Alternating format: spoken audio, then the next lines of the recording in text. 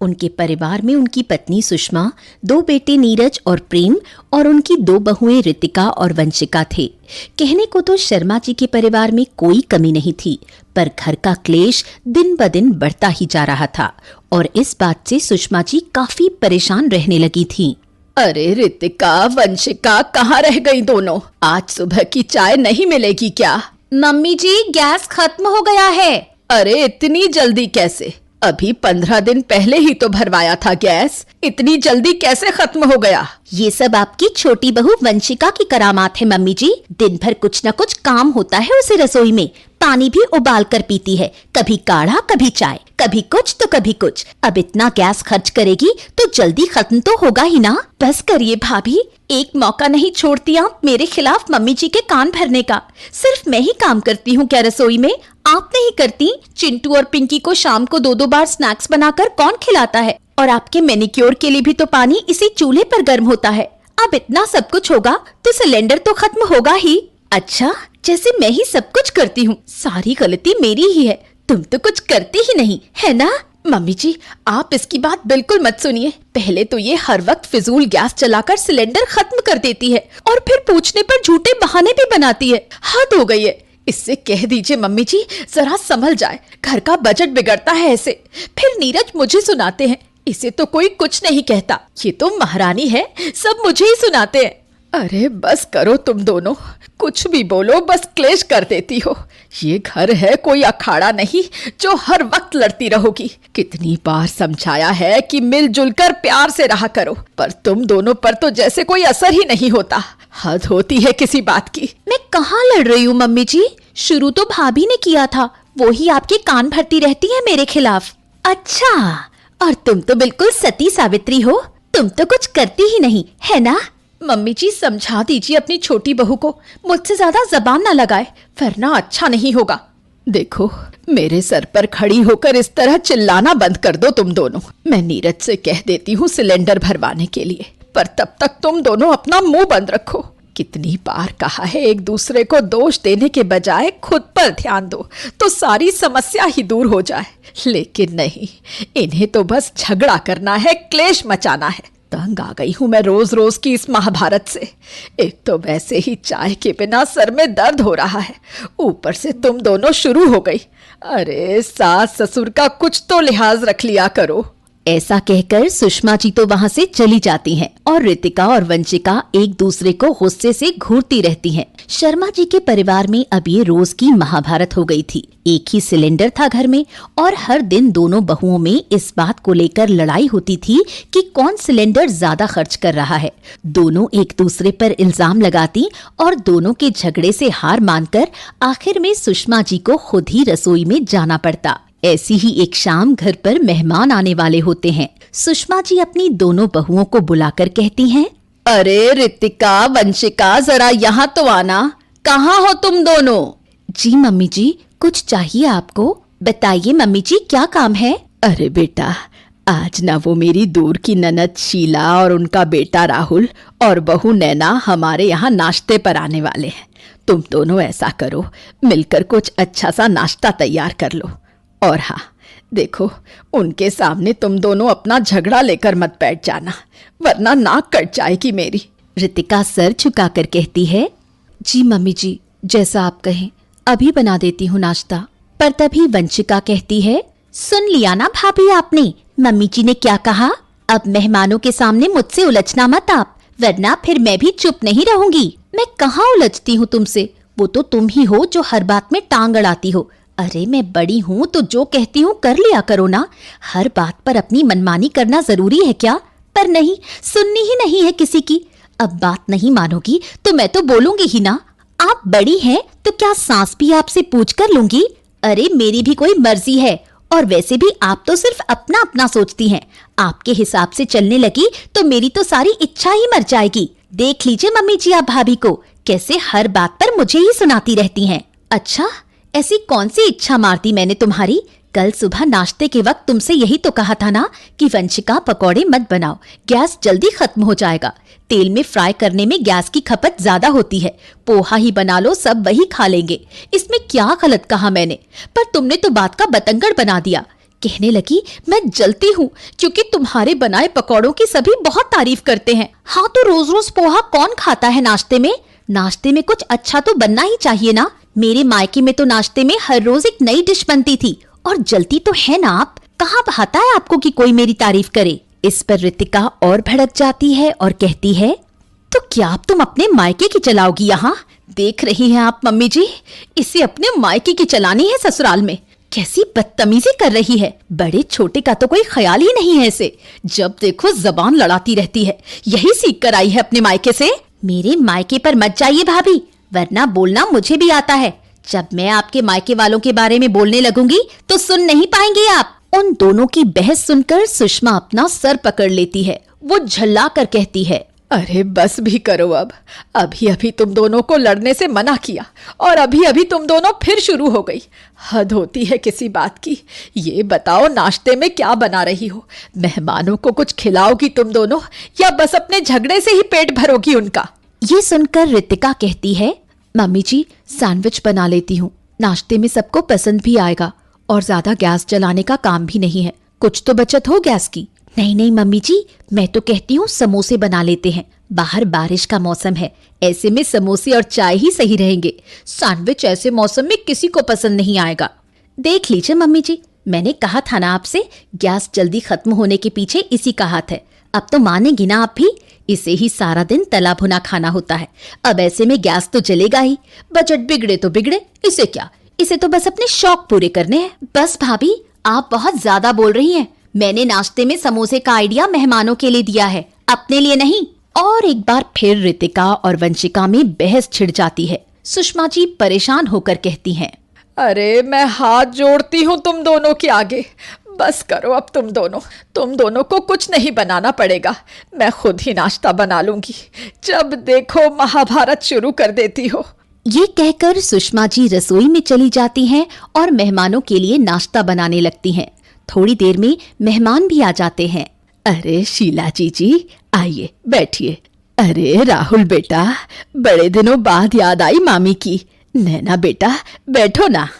जी मामी, बस आज छुट्टी थी ऑफिस की तो सोचा मम्मी के साथ मैं भी आपसे मिलने आ जाऊं। हाँ बेटा, बहुत अच्छा किया। बचपन में तो कितना आया करता था, अब तो काम की वजह से मिलना ही नहीं हो पाता तुझसे तो। हाँ राहुल भैया, कभी कभी आ जाया करिए नैना को लेकर, उसे भी अच्छा लगेगा। हाँ और क्या, अरे उसे भी तो पता चले उसकी 2 और जेठानियां भी इसी शहर में रहती हैं। मिलना जुलना बना रहे तो मन लगा रहता है। सभी लिविंग रूम में सोफे पर बैठ जाते हैं और बातें करने लगते हैं। तभी सुषमा रसोई में जाती हैं और सबके लिए पानी लेकर आती हैं। अरे भाभी, ये मैं क्या देख रही हूँ? 2 बहुओं के होते हुए आप ये सब क्यों कर रही हैं? इनके पैरों में क्या मेहंदी लगी है? हमारे यहाँ तो ऐसा नहीं होता। नैना के रहते मजाल है कि मुझे खुद उठकर कुछ भी लेना पड़े। सुषमा अपने घर के झगड़े शीला को नहीं बताना चाहती थी। वो हंसकर बात को टालते हुए कहती है, अरे नहीं जीजी, ऐसी बात नहीं है। बहुएं तो मेरी भी बहुत होशियार है। पूरे घर का काम इन्होंने ही संभाल रखा है। पर वो क्या है ना, बैठे बैठे पैर अकड़ जाते हैं मेरे। तो मैंने सोचा थोड़ा चलना फिरना करूंगी तो सही रहेगा, इसलिए बस तुम सबके लिए पानी खुद जाकर ले आई। बाकी नाश्ता तो मेरी बहुओं ने ही बनाया है। जाओ बेटा, रसोई से चाय नाश्ता ले आओ। भाभी से कह दीजिए मम्मी जी नाश्ता लाने को, वरना ये मुझ पर फिर से इल्जाम लगाएंगी कि रसोई में जाकर मैंने गैस खत्म कर दिया। अब तो मैं रसोई में कदम भी नहीं रखूंगी। तो इसमें झूठ क्या कहा मैंने? जो सच है वही तो बोलती हूँ। फिर भी अगर इतना बुरा लगता है मेरी बात का, तो आज के बाद मैं भी रसोई में कदम नहीं रखूंगी। तभी सुषमा जी धीमी आवाज में गुस्से में दांत पीसते हुए दोनों बहुओं से कहती हैं, अरे कुछ तो सोच समझ कर बोला करो। कहा था ना तुम दोनों को, मेहमानों के सामने नाक मत कटवाना मेरी। शीला जी क्या सोचेंगी तुम दोनों को ऐसे लड़ता देखकर। अब चुपचाप जाओ और जाके चाय नाश्ता लेकर आओ। और दोनों बहुएं मुंह बनाते हुए रसोई में चाय नाश्ता लेने चली जाती हैं। तभी शीला कहती है, अरे भाभी, आप तो कहती थी कि आपकी दोनों बहुएं बड़ी समझदार हैं, पूरा घर संभाल रखा है, पर ये दोनों तो बहुत तेज लग रही हैं। ऐसे लड़ रही हैं जैसे कई जन्मों की दुश्मन है। गलती कर दी मैंने तो नैना को यहाँ लाकर। कहीं इनके रंग ढंग सीख लिए इसने भी तो हमारे घर का भी बेड़ा गर्क हो जाएगा। कैसे झेलती हैं आप इन लड़ाकू बिल्लियों को। सुषमा बेचारी क्या कहती, वो चुप रहती है। तभी दोनों बहुएं चाय नाश्ता लेकर आती हैं। लीजिए बुआ जी, नाश्ता कीजिए। अरे नैना तुम भी लो ना। राहुल भैया लीजिए ना, एक समोसा तो और लीजिए। तभी वंशिका फिर कहती है, देखा भाभी आपने, मम्मी जी ने भी मेरी बात मानकर समोसे ही बनाए हैं नाश्ते में। आपका सैंडविच वाला आइडिया तो उन्हें भी समझ नहीं आया। मैं तो पहले ही बोल रही थी, मेरे आइडिया तो होते ही कमाल के हैं। ये सुनकर शीला हैरान रह जाती है और सुषमा से कहती है, भाभी आप तो कह रही थी कि नाश्ता रितिका और वंशिका ने बनाया है, पर वंशिका तो कह रही है कि ये समोसे आपने बनाए हैं। दो बहुओं के रहते हुए भी घर का सारा काम आप ही करती हैं क्या भाभी? ये तो बड़ी ज्यादती है आपके साथ। अब सुषमा से कुछ कहते ही नहीं बन रहा था। बेचारी क्या कहती कि उनके घर में तो रोज दोनों बहुओं की महाभारत सुनकर ही सबका पेट भर जाता है। थोड़ी देर बाद शीला कहती है, अच्छा भाभी अब हम चलते हैं। अगर और ज्यादा देर यहाँ रुके तो नैना को भी आपकी बहुओं की हवा लग जाएगी। ये कहकर शीला वहाँ से चली जाती है। सुषमा अपनी किस्मत पर माथा पीट कर रह जाती है। अगले दिन सुषमा दोनों बहुओं को बुलाकर कहती है, देखो रितिका और वंशिका, तुम दोनों अब रसोई का कोई काम नहीं करोगी। रसोई का सारा काम मैं ही कर लिया करूंगी। बस तुम दोनों बाजार जाकर सब्जियां ले आओ। सुषमा की बात मानकर रितिका और वंशिका सब्जी लाने चली जाती हैं और सब्जी बाजार में रितिका वंशिका से कहती है, वंशिका सब्जी ऐसी लेना जिसे पकने में ज्यादा वक्त ना लगता हो, वरना फिर गैस की खपत ज्यादा होगी और महीना खत्म होने से पहले ही गैस खत्म हो जाएगा। भाभी मैंने तो परवल और पत्ता गोभी ली है। लो कर लिया सत्यानाश, दोनों ही देर से पकने वाली सब्जियां ली हैं तुमने। अरे थोड़ी तो अक्ल इस्तेमाल किया करो वंशिका, ऐसे कैसे चलेगा? हर बात पर मुझे सुनाना बंद कीजिए भाभी आप। मैंने अपनी पसंद की सब्जी क्या ले ली, आपको तो मिर्ची लग गई। अरे ऐसा भी क्या पाप कर दिया मैंने, अपनी पसंद की सब्जी ही तो ली है। अरे तो जल्दी पकने वाली सब्जियां नहीं हो सकती क्या तुम्हारी पसंद की? बस फिजूल गैस जलाने का बहाना चाहिए तुम्हें तो। हद होती है किसी बात की। बस बहुत बोल लिया भाभी आपने। आज तो फैसला होकर रहेगा। मुझे यही सब्जियां पसंद है और आज रात के खाने में यही सब्जियां बनेंगी। एक बार फिर रितिका और वंशिका में जंग छिड़ गई थी। सब्जी मंडी में भी सभी लोग उन दोनों के झगड़े का तमाशा देखने लगे। ये सब सुषमा की पड़ोसन रमा ने भी देखा था। अगले दिन वो सुषमा के घर आती है। अरे आओ आओ रमा, आज कैसे आना हुआ? फुर्सत मिल गई घर के काम से? अरे हाँ बहन, बहुत दिन हो गए थे तुमसे मिलकर बातें किए, तो सोचा हो आऊं। ये तो बहुत अच्छा सोचा तुमने। और बताओ कैसा चल रहा है सब? मेरा तो सब ठीक है, तू अपनी सुना, तेरा कैसा चल रहा है? तेरी बहुएं तो कल सब्जी मंडी में ऐसे लड़ रही थीं जैसे कई जन्मों की दुश्मन हो। जब बाजार में ये हाल था इनका तो घर पर क्या करती होंगी? हाय, सब्जी मंडी में भी तमाशा बना दिया इन दोनों ने। मेरी इज्जत तो मिट्टी में मिला रखी है दोनों ने।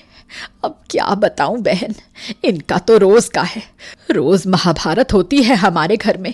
कोई काम बोलो और ये दोनों शुरू हो जाती हैं। बस तंग आ चुकी हूं मैं तो अब। और ये कहते हुए सुषमा ने अपनी बहुओं की सारी करतूत रमा को बता दी। रमा थोड़ी देर सोचती रही और फिर कहती है, अच्छा तो ये बात है, तो झगड़ा सिलेंडर का है। वैसे एक बात कहूँ बहन, मुझे तो लगता है असली झगड़ा सिलेंडर का नहीं है, काम से बचने का बहाना है। अरे गर्मी आ गई है ना, तो दोनों में से कोई भी किचन में नहीं जाना चाहती होगी, इसलिए गैस खत्म ना हो जाए ये बहाना बनाकर काम से बचती रहती हैं। हाँ, ये तो मैंने सोचा ही नहीं। तो अब क्या करें बहन, कैसे खत्म करें इनका झगड़ा? बस किसी तरह से रोज रोज का क्लेश खत्म हो जाए। तो फिर सुन, मेरे पास एक टॉप क्लास की तरकीब है। इससे इनका झगड़ा भी खत्म हो जाएगा और काम भी चलता रहेगा। वो क्या बहन? और फिर रमा ने सुषमा के कान में एक ऐसी तरकीब बताई कि सुषमा एकदम से खुश हो गई। अरे वाह रमा, ये आइडिया तो बहुत अच्छा है, लगता है काम करेगा। अरे रमा के पास हर मर्ज की दवा है। अच्छा बहन, अब मैं चलती हूँ, फिर मिलेंगे। और रमा चली जाती है। शाम को हर दिन की तरह ही खाना बनाने से ठीक पहले दोनों बहुओं में फिर से महाभारत शुरू हो जाती है। वंशिका, ये सब्जी तो नहीं बनेगी। मैंने कह दिया मतलब कह दिया। भाभी, आप इस तरह मुझ पर हुक्म नहीं चला सकती। ये घर मेरा भी है, यहाँ सिर्फ आपकी नहीं चलेगी, कुछ बातें मेरी भी माननी होगी। बड़ी आई बातें मनवाने वाली। हाँ, देखती हूँ आज कैसे करती हो तुम अपने मन की। दोनों बहुएं लड़ने में मशगूल थीं कि तभी सुषमा जी दोनों बहुओं को बुलाकर कहती हैं, रितिका, वंशिका, देखो ये तुम्हारे रोज रोज के झगड़ों का एक हल है मेरे पास।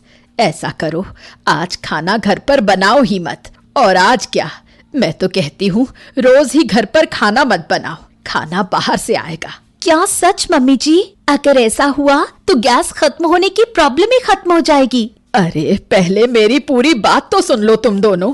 खाना बाहर से आएगा, लेकिन उसके पैसे तुम दोनों के जेब खर्चों से कटेंगे। बोलो, मंजूर है ना? अब तो रितिका और वंशिका दोनों की हालत खराब हो जाती है। मैं क्या कह रही थी मम्मी जी, खाना घर पर ही बना लेते हैं, और अगर वंशिका को अपनी पसंद का खाना बनाना है तो मुझे प्रॉब्लम नहीं है। नहीं नहीं भाभी, जो भी आपको ठीक लगे वही बना लेते हैं, मुझे प्रॉब्लम नहीं है, मैं तो सब खा लेती हूँ। नहीं नहीं वंशिका, मुझे माफ कर दो, मैंने तुम्हें कुछ ज्यादा ही सुना दिया। तुम अपनी पसंद की सब्जी बना लिया करो। नहीं भाभी, आप क्यों माफी मांग रही हैं? गलती तो मेरी है, मैं ही छोटी होकर भी इतनी जबान लड़ाती हूँ आपसे। मुझे माफ कर दीजिए, अब से ऐसा नहीं होगा। उन दोनों के बदलते रंग देखकर सुषमा देवी को हंसी आ जाती है और इस तरह दोनों बहुओं को अक्ल आ जाती है।